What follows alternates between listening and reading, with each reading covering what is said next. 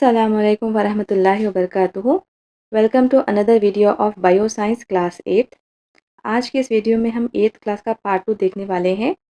ये video paper 1 और paper 2 दोनों के लिए इम्पॉर्टेंट है, क्योंकि लास्ट ईयर 8th क्लास से भी बहुत सारे क्वेश्चंस पूछे गए थे पेपर 1 में भी। ओके, तो चलिए शुरू करते हैं। आज का पहला सवाल है, हाइड्रा में किस किस्म की तौलीद होती है? ठीक है, हम 7th क्लास में देखे थे कि अ, पौधों में किस तरह से तौलीद होती है। ठीक है, सेक्सुअल रिप्रोडक्शन भी देखे थे, एसेक्सुअल रिप्रोडक्शन भी देखे थे। यहाँ पर पौधों में और जानवरों में सेक्सुअल रिप्रोडक्शन उतना इम्पॉर्टेंट नहीं है, जबकि एसेक्सुअल रिप्रोडक्शन बहुत इम्पॉर्टेंट है। ठीक है, वहाँ पर भी asexual reproduction in plant important था, यहाँ पर भी asexual reproduction in animals important है। तो यहाँ पर क्या है, हाइड्रा में किस किस्म की तौलीद होती है? हाइड्रा, ये हाइड्रिल्ला नहीं है, हाइड्रिल्ला तो एक पौधा है, ये क्या है, हाइड्रा है। ठीक है, तो हाइड्रा में किस किस्म की तौलीद होती है? हाइड्रा में बडिंग के ज़रिए तौलीद होती है। ठीक है, बडिंग के ज़रिए होती है, जिसको हम उर्दू में क्या कहते हैं, कलियाऊ कहते हैं।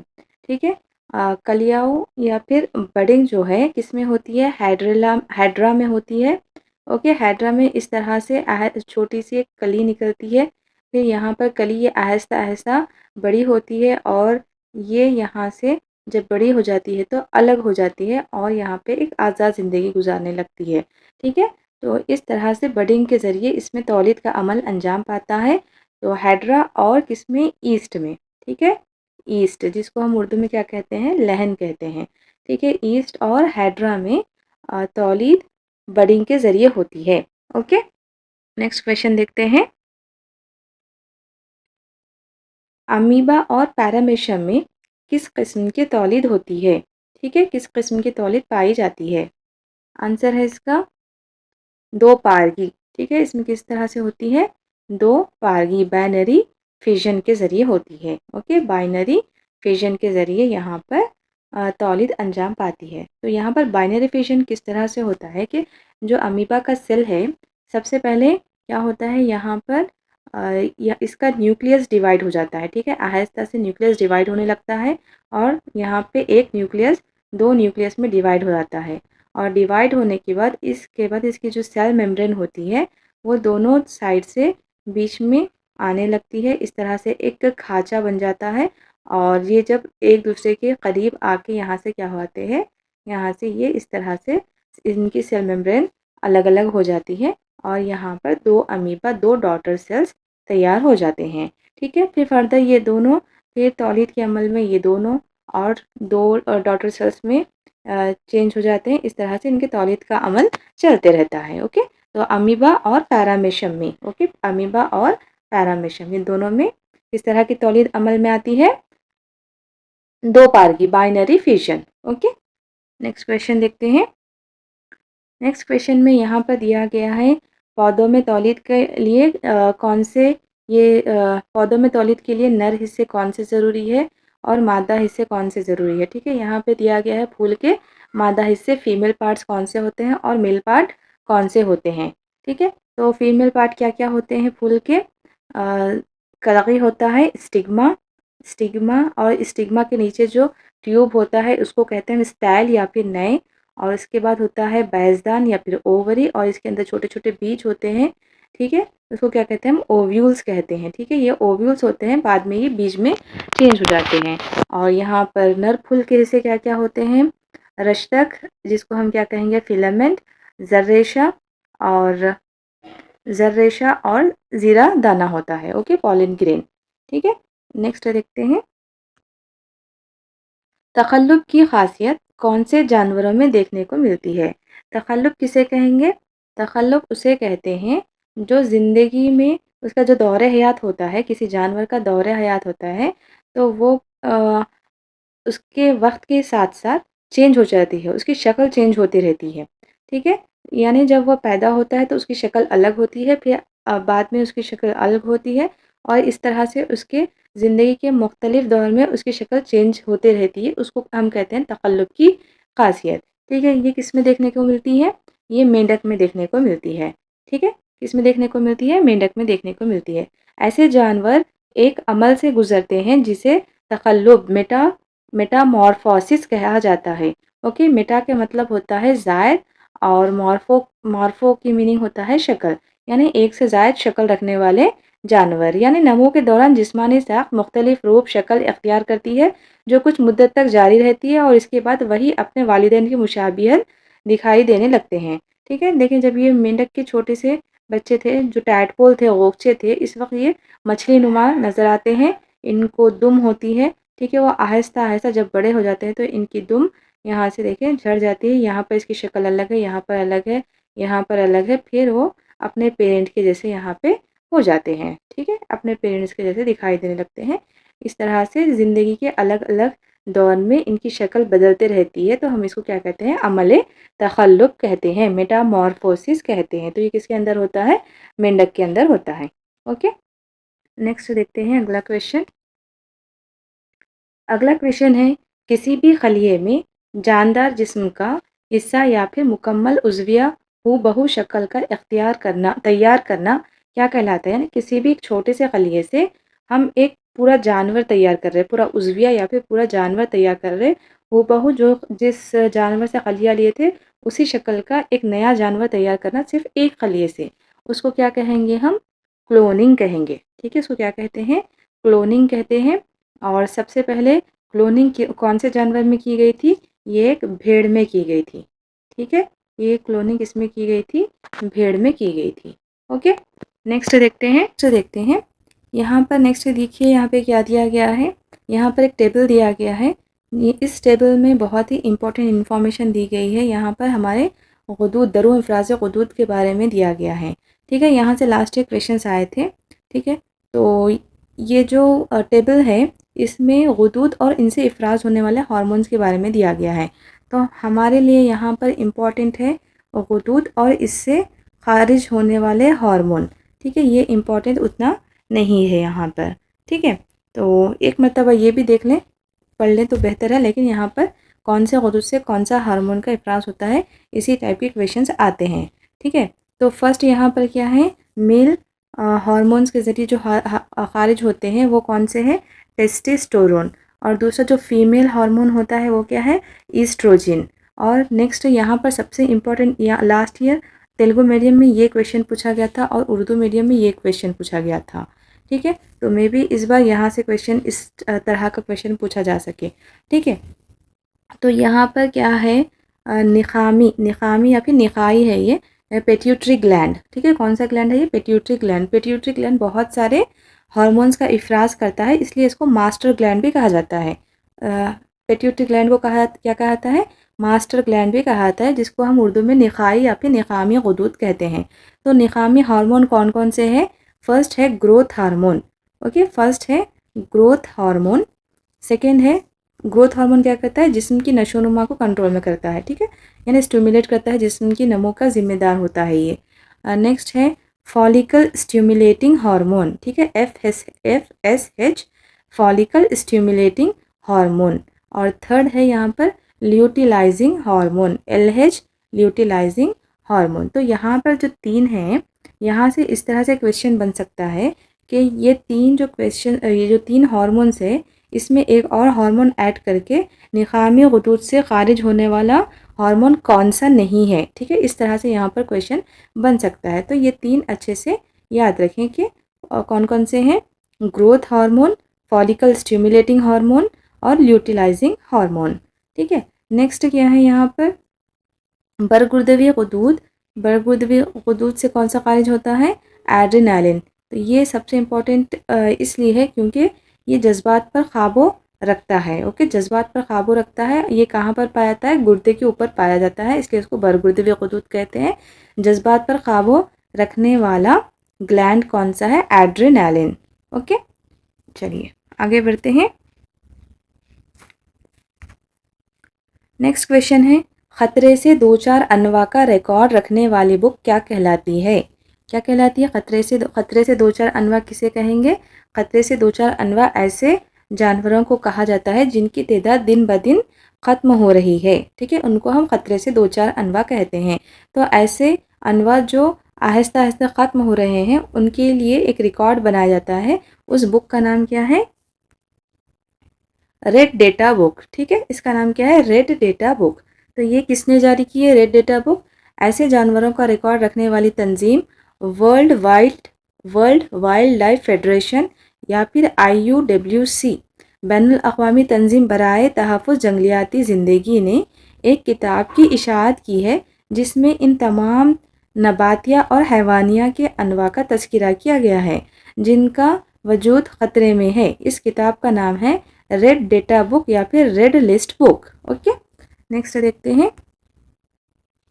यहाँ पर कुछ ख़तरे से दो चार अनवा है, तो इस तरह से क्वेश्चन आ सकते हैं कि इनमें से दिए गए नामों में से ख़तरे से दो चार अनवा में कौन सा है कौन सा नहीं है।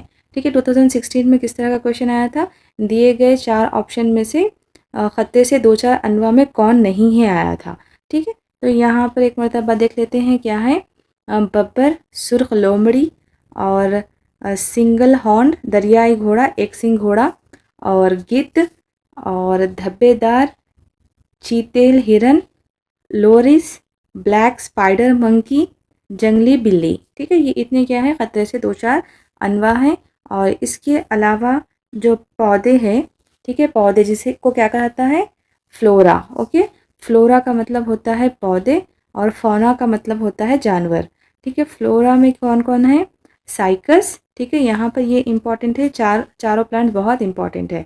कौन कौन है वो, साइकस, रॉल्फिया सर्पेंटिना, नेफेंथिस और संदल की लकड़ी का दरख्त। ये 4 पौधे क्या है ख़तरे से दो चार अनवा में शामिल हैं। तो यहाँ पर साइकस, रॉल्फिया सर्पेंटिना, नेफेंथस, संदल की लकड़ी। नेफेंथस क्या है, नेफेंथस एक गोश्तखोर पौधा है जो कि हम लास्ट क्लास में पढ़ चुके हैं, राइट, 7th क्लास में शायद। तो ये नेफेंथस क्या है, गोश्तखोर पौधा है जो नाइट्रोजन की कमी होती है जिस जगह पर, वहाँ पर ये पौधे उगते हैं। ठीक है, यहाँ से वो कीड़े अंदर चले जाते हैं और नाइट्रोजन की कमी को पूरा करते हैं पौधे। और रॉल्फिया सर्पेंटिना क्या है, रॉल्फिया सर्पेंटिना एक मेडिसिनल प्लांट है। ओके, और सैंडल की लकड़ी भी एक मेडिसिनल प्लांट है। और साइकस क्या है, साइकस जिम्नोस्पर्म्स है। ओके, नेक्स्ट देखते हैं।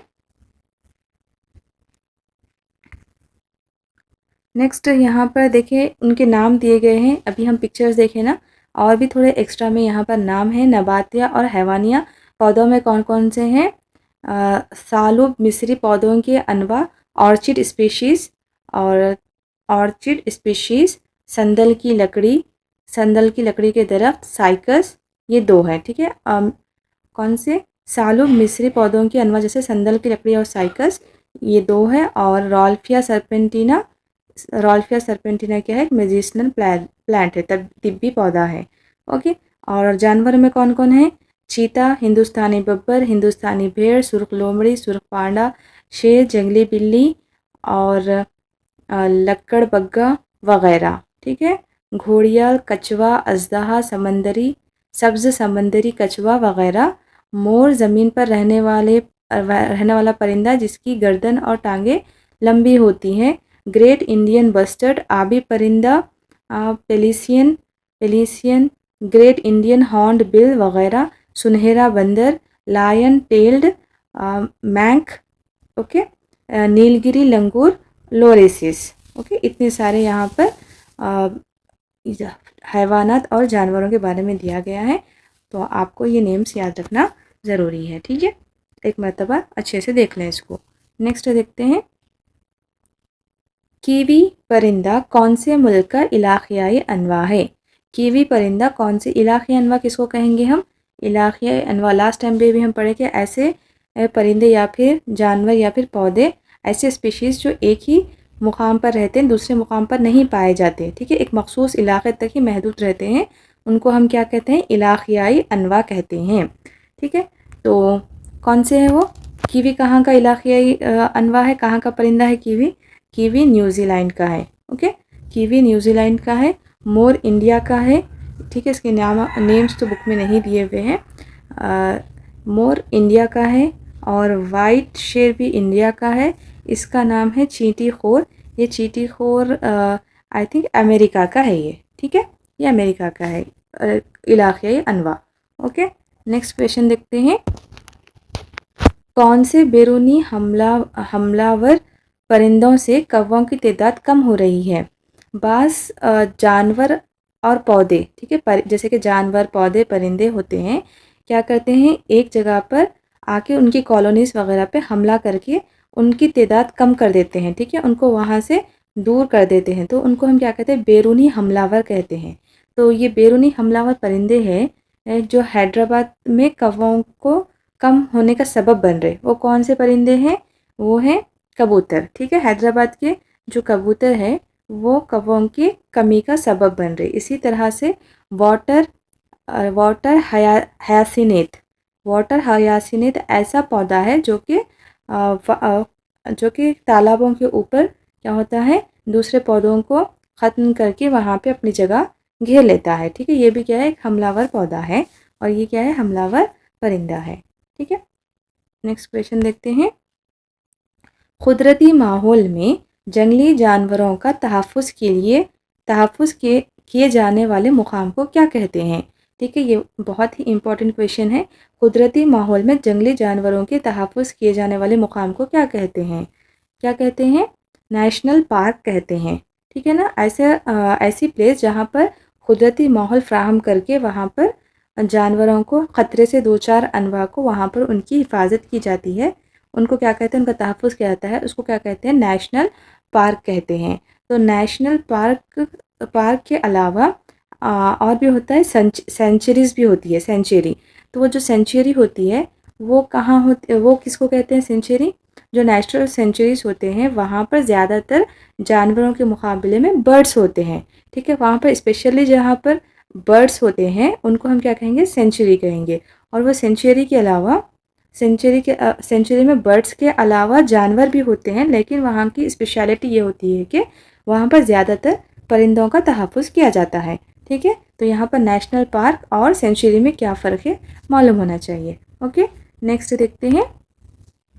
गैर हयातियाती अज्जा की मिसालें हैं। गैर हयातियाती अज्जा और हयातियाती अज्जा किसे कहते हैं? चलिए देखते हैं। मिट्टी, पानी और सूरज की रोशनी, ठीक है। ये लेसन कौन सा है, जो माहौल से रिलेटेड लेसन है ये। इसमें हयातियाती अज्जा और गैर हयातियाती अज्जा के बारे में है। तो यहाँ पर मिट्टी, पानी और सूरज की रोशनी क्या है, हयातियात। तो यहाँ से नेम से ही पता चल रहा हमें कि हयात के माने क्या होते हैं, ज़िंदगी, ठीक है। जिसके अंदर ज़िंदगी, जिनके अंदर जान होती है वो हयातियाती कहलाते हैं।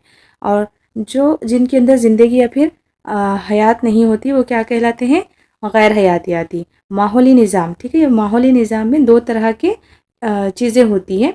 माहौली निज़ाम दो तरह के चीज़ों पे डिपेंड होता है, वो होता है हयातियाती और गैर हयातियाती।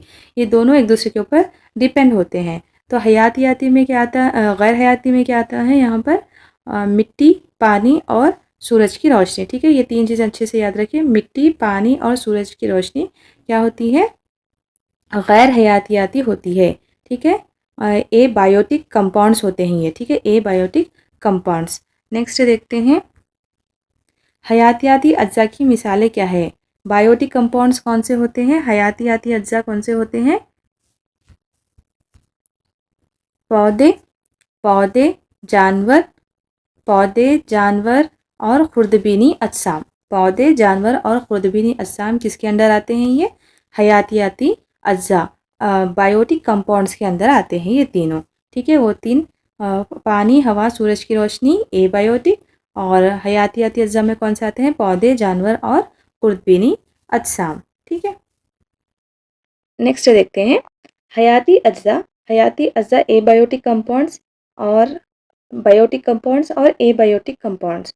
ये जो एबायोटिक कंपाउंड्स और बायोटिक कंपाउंड्स होते हैं अलग अलग माहौली निज़ाम के हिसाब से अलग अलग होते हैं। जैसे कि सहराई माहौली निज़ाम अलग होता है, जंगलाती माहौली निज़ाम अलग होता है, समंदरी माहौली निज़ाम अलग होता है, ठीक है। इस तरह से हर एक का माहौली निज़ाम अलग होता है। तो यहाँ पर एग्जाम्पल के तौर पर यहाँ पे क्या लिया हुआ है, एक समंदर या फिर तालाब का माहौली निज़ाम लिया गया है, जिसमें क्या होते हैं, हर एक में हयातियाती अज्जा में तीन तरह के फर्दर डिवाइड होते हैं। पहले पैदा कुनिंदे, और दूसरा सारिफीन, और तीसरा तहलील कुनिंदे। तो पहला क्या है, पैदा कुनिंदे कौन कौन से हैं, जैसे कि जंगलात, पौधे, ऑस्किलेटेरिया, स्पाइरोगेरा, ब्लू ग्रीन अलगी वगैरह। ओके, ये क्या होते हैं, पैदा कुनिंदे। पैदा कुनिंदे मतलब ये ग़िज़ा को तैयार करते हैं, सूरज की रोशनी से ग़िज़ा तैयार करते हैं, तो इन्हें क्या कहा जाता है? पैदा कुनिंदे कहा जाता है। ये हमारे माहौल में ग़िज़ा की तैयारी का सबब यही होते हैं, ठीक है? एनर्जी यहीं से इनिशिएट होती है। नेक्स्ट क्या है? ये जो तैयार करते हैं, पैदा कुनिंदा ग़िज़ा तैयार करते हैं, इनको जो खाते हैं, वो क्या कहलाते हैं? सारिफ़ीन कहलाते हैं। सारिफ़ीन जैसे कि श्रिम्प, खेकड़े वग़ैरह। ये कौन से हैं ये? ये माहौली निज़ाम समंदरी माहौली निज़ाम का है। अगर हम नॉर्मल जो ज़मीनी माहौली निज़ाम में है, उसमें क्या आ जाएँगे? पैदा कुनिंदेगान में पौधे आ जाएँगे और सारिफ़ीन में क्या आएँगे? सारिफ़ीन में जो पौधों को खाते हैं वो आ जाएँगे और जो जानवरों को भी खाते हैं वो भी आ जाएँगे। ठीक है? सारिफ़ीन फर्दर डिवाइड 2 में होता है। कौन-कौन सा? हर्बीवोरस और कार्निवोरस 2 होते हैं इसमें, ठीक है? Herbivorous, carnivorous. तो जो पौधे सिर्फ़ पौधे खाते हैं, सारिफ़ीन के अंदर ही आएँगे वो, जो हर्बीवोरस, कार्निवोरस होते हैं, सारिफ़ीन के अंदर ही आते। जो हर्बीवोरस है वो पौधों को खाते हैं, जो कार्निवोरस होते हैं वो जानवरों को खाते हैं, ठीक है? अब नेक्स्ट आता है तहलील कुनिंदे। तहलील कुनिंदे कौन होते हैं? जो नाकारा मादों को क्या करते हैं? डिकम्पोज़ करते हैं, ठीक है? डिकम्पोज़ करके उसको ज़मीन के अंदर तहलील कर देते हैं, उसे क्या कहा जाता है? तहलील कुनिंदे। तहलील कुनिंदे में क्या आते हैं? खुर्दबीनी अजसाम जैसे कि बैक्टीरिया, फंगस वग़ैरह किसके अंदर आते हैं? तहलील कुनिंदे के अंदर आते हैं। और गैर हयाती अज्जा कौन-कौन से? नमकीन, ताज़ा पानी, तपिश, दर्जे हरारत, मिट्टी वग़ैरह, ये क्या कहलाते हैं? हयाती अज्जा कहलाते हैं, ठीक है? नेक्स्ट देखते हैं। इस्तिलाह माहौली निज़ाम को सबसे पहले किसने दरियाफ़्त किया? इस्तिलाह माहौली निज़ाम का वर्ड सबसे पहले किसने दरियाफ़्त किया था? किसने कहा था? कौन है ये? ए.जी. टैंसले, ठीक है? ए.जी. टैंसले ने सबसे पहले माहौली निज़ाम को दरियाफ़्त किया था, या फिर माहौली निज़ाम वाला वर्ड पहली बार कौन यूज़ करे थे? ए.जी. टैंसले। नेक्स्ट क्वेश्चन है, ऐसी फसलें जिसकी कटाई के लिए दिन 180 दिन, ओके, 180 दिन, 180 दिन या फिर इससे ज़ायद दिन दरकार होते हैं, किस किस्म की फसल कहलाती है? यानी यहाँ पर अगर ऐसी फसल जिसको की कटाई के लिए 180 दिन लग रहे या फिर 180 से ज़्यादा दिन लग रहे, तो हम ऐसी फसलों को क्या कहेंगे? तवील मुद्दती फसलें कहेंगे। क्या कहेंगे? तवील मुद्दती फसलें। और ऐसी फसलें जिनकी कटाई के लिए 100 दिन दरकार होते हैं, ये फसलें क्या कहलाती हैं? इस किस्म की फसलें मुख्तसर मुद्दती फसलें कहलाती है। 180 दिन से ज़ायद लग रहे तो कौन सी फसलें हो गई वो? तवील मुद्दती। और 100 दिन लग रहे यानी 3 महीने वाली फसलें क्या कहलाती हैं? मुख्तसर मुद्दती। और 6 महीने वाली फसलें तवील मुद्दती फसलें कहलाती हैं। नेक्स्ट क्वेश्चन देखते हैं। मौसम सरमा में काश्त की जाने वाली फसलें क्या कहलाती है? ठीक है, ये इम्पॉर्टेंट है बहुत। मौसम सरमा में काश्त की जाने वाली फसलें क्या कहलाती है? क्या रब्बी की फसलें कहलाती है। और ये रब्बी की फसलें कब से कब तक की जाती है? नवंबर तक अप्रैल के महीने में की जाती है, जो 6 महीने में उगाई जाती है। ठीक है, रब्बी की फसलें मौसम सरमा में उगाई जाने वाली फसलें। ऐसी फसलें जो सिर्फ मौसम सरमा में अक्टूबर तक जनवरी में उगाई जाती है, आम तौर पर रबी की फसलें कहलाती है। अरबी में रबी से मुराद सरमा के है। और यहाँ पर इम्पोर्टेंट क्या है? रबी की फसलों की मिसालें जैसे गेहूँ, मकई, कोतमीर, मेथी, बार्ली वगैरह रबी की फसलों की मिसालें हैं। ठीक है, इसके एग्जाम्पल्स याद रखना ज़रूरी है। ठीक है, अगला क्वेश्चन देखते हैं। मौसम बरसात में काश्त की जाने वाली फसलें क्या कहलाती है? मौसम सरमा वाली क्या कहला रही थी? रबी। और मौसम बरसात वाली क्या कहलाती है? खरीफ की फसलें कहलाती है। क्या कहलाती है? खरीफ की फसलें। और ये जून से शुरू होकर अक्टूबर के 6 महीने और अक्टूबर तक ये फसल उगाई जाती है। इसके लिए भी कितने होते हैं? 6 महीने में होती है। ये जो 6 महीने के दौरान उगाई जाती है, इनको हम क्या कहते हैं? खरीफ की फसलें कहते हैं। और खरीफ की फसलों का एग्जाम्पल क्या है? चावल, हल्दी, मिर्च, गन्ना, ज्वार, कपास, मूंग वगैरह खरीफ की फसलें हैं। ठीक है, इसके भी मिसालें इम्पॉर्टेंट है। ओके, नेक्स्ट देखते हैं। नेक्स्ट है, मानसून की आमद पर किसान कौन सा त्यौहार मनाते हैं? मानसून की आमद पर किसान कौन सा त्यौहार मनाते हैं? कौन सा त्यौहार मनाते हैं? मानसून यानी जो बारिश जब स्टार्ट होती है तो उसे क्या कहा जाता है? मानसून कहा जाता है। उस वक्त किसान अपनी फसल पेरने की तैयारी में रहते हैं और जैसे ही बारिश होती है तो वो खुश हो जाते हैं और खुश होकर एक त्यौहार मनाते हैं। उसका नाम क्या है? एरुवाका। ओके, क्या है उसका नाम? एरुवाका। ठीक है, मानसून की आमद पर किसान एरुवाका त्यौहार मनाते हैं। अगला क्वेश्चन है, छिड़काव के ज़रिए बीजों का इंतशार क्या कहलाता है? छिड़काव के ज़रिए बीजों का इंतशार क्या कहलाता है? क्या कहलाता है? ब्रॉडकास्टिंग कहलाता है। ये इस तरह से जो बीज छिड़क के फसल बोते हैं उसको क्या कहेंगे हम? ब्रॉडकास्टिंग कहेंगे। और चावल के पौधों को, छोटे-छोटे पौधों का एक मखसूस फासले पर लगाना, ठीक है? उसे क्या कहते हैं? ट्रांसप्लांटेशन, नार लगाना कहते हैं। ठीक है? पौधों को मखसूस मुकाम पर यानी मखसूस फासले पर लगाना, ठीक है? सबको यहाँ पर देखिए इसमें फासला नहीं होता, बल्कि कोई नज़दीक कोई दूर इस तरह से बीज पड़ जाता है और ये उग जाते हैं, लेकिन यहाँ पर एक ख़ास फासले पर लगाते हैं। इसको हम क्या कहेंगे? नार लगाना या फिर ट्रांसप्लांटेशन करना बोलेंगे। छोटे-छोटे पौधे पहले ऑलरेडी उगाए जाते हैं धान के, इसके बाद वो पौधों को निकाल कर जो एक छोटा-सा बेड तैयार करके बेड पर क्या तैयार करते हैं, ठीक है? मिट्टी का बेड तैयार करके उस पर धान उगाते हैं। धान के छोटे-छोटे पौधे उगाते हैं जिसे नार कहा जाता है और यहाँ पर नार लगाना कहा जाता है। इसको ट्रांसप्लांटेशन, नार लगाना कहते हैं। ठीक है? नेक्स्ट क्वेश्चन देखते हैं। डीडीटी का फुल फॉर्म क्या है? डीडीटी का फुल फॉर्म क्या है? डीडीटी का full form dichloro diphenol dichloro diphenyl trichloroethane. Okay, dichloro diphenyl tri trichloroethane. ये जो डाइक्लोरो डाइफिनाइल ट्राइक्लोरोइथेन है, और बीएचसी का फुल फॉर्म क्या है? बीएचसी का बेंजीन हेक्साक्लोराइड और क्लोरोडाइन, एड्रेन एंड्रेन एंड्रेन एंडोसल्फाइन और डियाजियन वगैरह हशरातकश अद्वियात का आम तौर पर सफ़ूफ या फिर माया की शक्ल में छिड़काव किया जाता है। ठीक है, ये क्या है? ये हशरातकश अद्वियात है ये। ठीक है, क्या है? हशरातकश अद्वियात। डीडीटी और बीएचसी, यहाँ पर ये दो इम्पॉर्टेंट है। क्या है ये? हशरातकश अद्वियात है। ठीक है, हशरातकश मीन्स कीड़ा मारू दवाएं, कीड़ा मारने के लिए इस्तेमाल की जाने वाली दवा है। नेक्स्ट देखते हैं, कीमियाई फर्टिलाइज़र्स और कुदरती फर्टिलाइज़र्स में क्या डिफरेंस है? जो कीमियाई फर्टिलाइज़र्स होते हैं ये खाद गैर नामियाती नमकों से तैयार की जाती है। किससे तैयार की जाती है? ये नमकों से, गैर नामियाती नमकों से तैयार की जाती है। जबकि ये पौधों और जानवरों के नामियाती नाकारा मादों से तैयार की जाती है।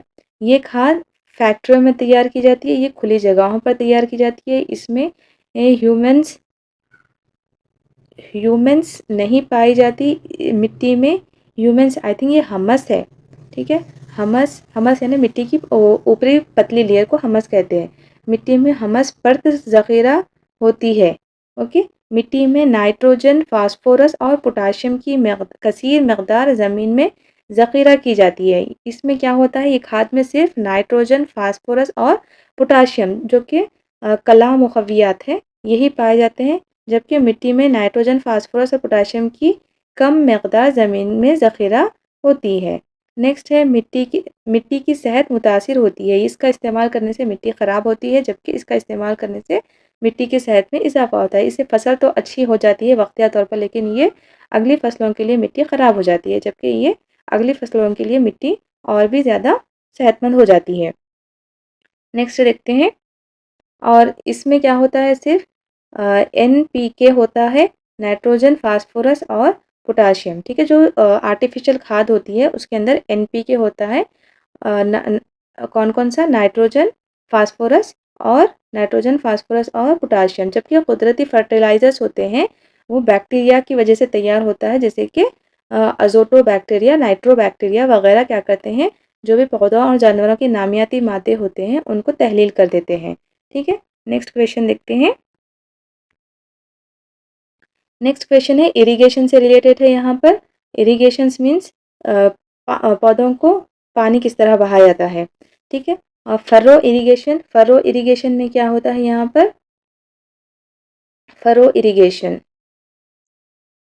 फरो इरिगेशन में आपाशी के इस तरीके में पानी कैनाल, चैनल्स या फिर नालियों, फरोज के ज़रिए मुहैया किया जाता है जो खेत के दोनों कतारों के दरमियान होती है। ये इस तरह से पानी को नालियाँ बनाकर इसमें छोड़ना क्या कहलाता है, ये फरो इरिगेशन कहलाता है। ओके, नेक्स्ट देखते हैं। नेक्स्ट देखिए, इस तरह का जो पानी से भर देना खेत को, ठीक है, पानी से लबरेज कर देना, इसको क्या कहेंगे हम, basin basin irrigation. Basin irrigation इस तरीके में खेत को पानी से लबरेज कर दिया जाता है, जैसा कि धान की फसल उगाने के लिए किया जाता है। और केनाल, तालाब और कुएं हमारी रियासत के बहुत सारे इलाकों में पाए जाते हैं, ठीक है। ये क्या है, बेसिन इरिगेशन, जिसमें पानी को क्या कहा जाता है, पानी को लबरेज कर दिया जाता है खेतों में। और जो बेसिन इरिगेशन होता है उसमें एक प्रॉब्लम हो जाती है बाज़ वक़्त, जैसे कि बाज़ औक़ात खेत में पानी जमा हो जाता है और मिट्टी इसको जज़्ब करने से क़ासिर रहती है। ऐसी हालत को हम लॉगिंग या फिर आब तख्ता कहते हैं, ठीक है। ये वेरी इंपॉर्टेंट पॉइंट है। बाज़ औक़ात खेत में ज़्यादा पानी जमा हो जाता है, मिट्टी इसको जज़्ब करने से क़ासिर रहती है। ऐसी हालत को हम क्या कहते हैं, लॉगिंग या फिर आब तख्ता कहते हैं, ठीक है। पानी की लॉगिंग बहुत सारे पौधों के लिए नुकसान हो सकती है, क्योंकि वो जड़ों की तनफुसी अमल में माना होती है, इसलिए खेत से ज़ायद पानी के इखराज की सहूलत भी होनी चाहिए। यानी जो खेतों में पानी पड़ने के बाद जो ठहर जाता है उसको हम क्या बोलेंगे, आब आब तख्ता या फिर लॉगिंग कहेंगे, ठीक है। नेक्स्ट क्वेश्चन देखते हैं। नेक्स्ट क्वेश्चन, यहाँ पर जो नेक्स्ट टॉपिक है क्या है, आबपाशी के जदीद तरीक़े जो थे वो कौन से तरीक़े थे, वो पुराने तरीक़े हैं वो, ठीक है। ये कौन से तरीक़े हैं, नए तरीक़े। ये जो तरीक़े हैं ये कहाँ पर इस्तेमाल किए जाते हैं, जहाँ पर पानी की कमी होती है वहाँ पर हम स्प्रिंकलर्स का इस्तेमाल करते हैं, ठीक है। इसको क्या कहेंगे हम, स्प्रिंकलर्स, ठीक है। ऐसी जगह जहाँ पर पानी की कमी होती है वहाँ पर हम स्प्रिंकलर्स का इस्तेमाल करते हैं। नेक्स्ट यहाँ पर क्या है, ड्रिप इरिगेशन। ड्रिप इरिगेशन में क्या होता है, यहाँ पर पाइप्स होते हैं, उसको छोटे छोटे सुराख होते हैं जो कि पौधों की जड़ों में डायरेक्ट पानी को ऑब्जॉर्ब करते हैं। यहाँ पर ड्रिप इरिगेशन में कम पानी लगता है यहाँ पर, ठीक है। सबसे पानी का खर्च कहाँ पर कम होता है, ड्रिप इरिगेशन में ही होता है, ठीक है। जहाँ पर पानी बहुत ही ज़्यादा कम होता है वहाँ पर ड्रिप इरिगेशन को यूज़ करते हैं। नेक्स्ट क्वेश्चन देखते हैं। ऐसे पौधे जिनकी फूलदारी रात के वक्फे पर मुनहसिर होती है, इनके लिए रात का वक्फा कितना होना चाहिए। तो यहाँ पर इम्पॉर्टेंट ये है कि बाज़ पौधे ऐसे होते हैं जो जिनकी फूलदारी सिर्फ रात में होती है, ठीक है। उन पौधों के लिए ना एक लंबी रात का वक्फा होना ज़रूरी होता है, तो उसी हिसाब से हम पौधों को बोते हैं, ठीक है। जो सीजन्स हम डिवाइड करते हैं कौन से सीज़न में कौन से प्लांट्स बोने हैं, तो वो किसके ऊपर डिपेंड होते हैं, उनकी फूलदारी के ऊपर। उनको फूलदारी के लिए कितना वक़्फ़ा चाहिए, रात का कितना वक़्फ़ा चाहिए। तो जो रात की फूलदारी के पौधे होते हैं, उनके लिए कितना वक़्फ़ा चाहिए रात में उनको कम से कम 12.5 घंटे का वक़्फ़ा चाहिए, ठीक है। 12.5 घंटे की रात होनी चाहिए, तभी वो फूल देते हैं, ठीक है। अच्छी फूलदारी के लिए इतना चाहिए, अदरवाइज़ वो ठीक तरह से उनकी फूलदारी नहीं होती और फसल सही नहीं होती। तो उनकी मिसाल कौन-सी है? जो रात की फूलदारी की जो मिसाल है वो कौन-कौन से हैं? कपास, मकई, ओके। इसके अलावा और भी है लेकिन हमारे पास बुक में यहाँ पर 2 ही ऑप्शंस हैं। नेक्स्ट देखते हैं। हर्ज़ों की सफाई के लिए कौन-सा केमिकल इस्तेमाल किया जाता है? हर्ज़े किसे कहते हैं? जो घास होता है, वीट होता है खेतों में, जो कि गैर ज़रूरी पौधे उग आ जाते हैं, उनके लिए उनको हम क्या कहेंगे? हर्ज़े कहेंगे, ठीक है। उनके सफाई के लिए कौन-सा केमिकल इस्तेमाल किया जाता है? 2,4 2,4 डाइक्लोरोफिनेक्स एसिटिक एसिड का इस्तेमाल किया जाता है। ये ये वीडीसाइड है, ये वीडीसाइड यानी हर्ज़ों को मारने वाली दवाई, ठीक है। हर्ज़ों को ख़त्म करने वाली, घास को मारने वाली दवाई कौन-सी है? 2,4 डाइक्लोरोफिनेक्स एसिटिक एसिड, ठीक है। आज का वीडियो यहीं पर ख़त्म होता है और जो भी टॉपिक्स बचे हैं 8 बयो से हम उसको पार्ट 3 में कंटिन्यू करेंगे। अगर आपको वीडियो इन्फॉर्मेटिव लगा है तो वीडियो को लाइक कीजिए, चैनल को सब्सक्राइब करें। मिलते हैं अगली वीडियो में। तब तक के लिए अल्लाह हाफ़िज़।